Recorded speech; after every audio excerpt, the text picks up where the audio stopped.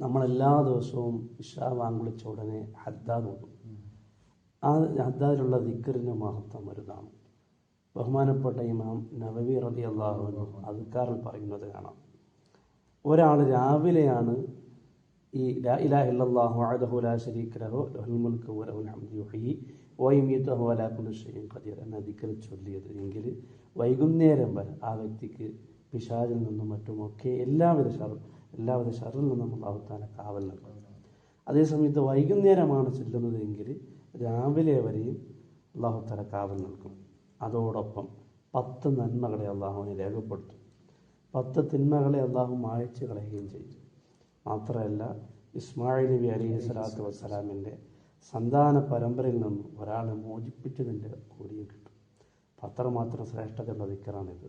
നമുക്ക് ഇൻഷാ അല്ലാഹ് മനസ്സറിഞ്ഞുകൊണ്ട് ആ ദിക്ർ ചൊല്ലാം.